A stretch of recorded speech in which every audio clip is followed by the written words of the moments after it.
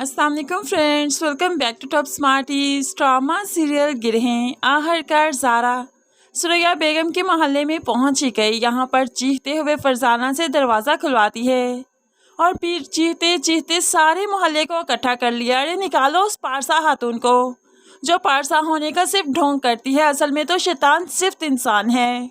मैं उसकी हकीकत जान गई थी तो उसने तो मेरा बुरा हाल कर दिया। देखो मैं किस हाल में हूँ आज सिर्फ उसकी वजह से। अब ज़ारा जो चीख रही थी तो सारा मोहल्ला इकट्ठा हो गया और सारा मोहल्ला सुरैया बेगम की हकीकत जानकर तौबा तौबा करने लगा। अब फरजाना को कुछ ना सूझा कि जल्दी से दरवाज़ा बंद करके भागते हुए जाकर माँ को फ़ोन कर दिया। अरे माँ देखो बाहर ज़ारा आई खड़ी है, आपकी हकीकत सबको चीख चीख कर बता रही है। मोहल्ले वाले इस वक्त आपके खिलाफ हो चुके हैं, आप पर थू थू कर रहे हैं। बहुत ही अच्छा होगा कि उसकी ज़बान बंद कर दो, कुछ ऐसा तो करो। यहाँ पर सुरैया बेगम भी परेशान होगी। अच्छा तुम जल्दी से फ़ोन बंद करो, मैं कुछ करती हूँ। अब यहाँ पर फरजाना ने फ़ोन बंद किया तो सुरैया बेगम अपने काम में शुरू हो गई। इतने में ज़ारा सबको हकीकत बता चुकी थी। अशरफ साहिब भी जब बेटी को ढूंढते ढूंढते यहाँ पर आए तो इसकी बातें सुनकर हैरान रह गए, लेकिन इस बार अशरफ साहिब अपनी बेटी पर ही यकीन करेंगे। मोहल्ले वाले भी सुरैया बेगम पर थू थू कर रहे हैं, ज़ारा पर यकीन कर रहे हैं।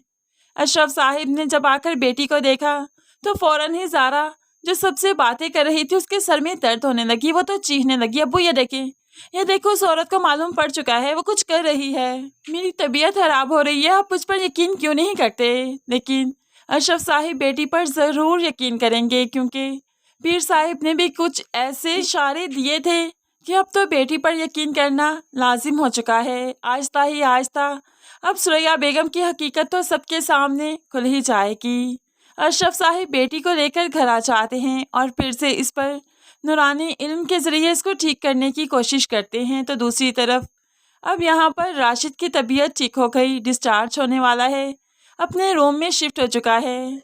तो यहाँ पर निम्रा को हकीकत बताना चाहता है। निम्रा, तुमसे एक बात करना चाहता हूँ, मुझे बहुत पहले तुम्हें यह बात बता देनी चाहिए थी लेकिन नहीं बता सका। ऑपरेशन से पहले भी बताना चाहता था लेकिन नहीं बता सका, लेकिन आज बताना चाहता हूँ।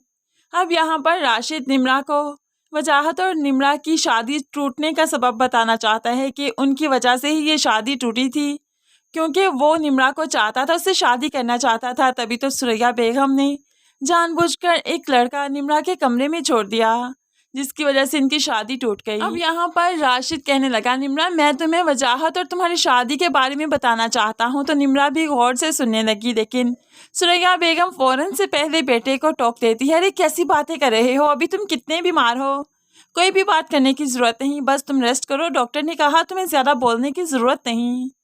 ऐसे में राशिद चुप तो कर जाता है लेकिन बहुत जल्द हकीकत बता देगा। निम्रा राशिद को लेकर पीर साहिब के आस्थाने पर आ गई। इस तरह से राशिद का डॉक्टरी और नूरी दोनों मुकम्मल इलाज चल रहे हैं। इस तरह से राशिद बिल्कुल ठीक हो जाएगा और सुरैया बेगम की हकीकत तो सबके सामने अब आकर ही रहेगी, जिसके बाद सुरैया बेगम अपने ही आप में शर्मिंदगी के मारे ही जीते जी मर जाएगी।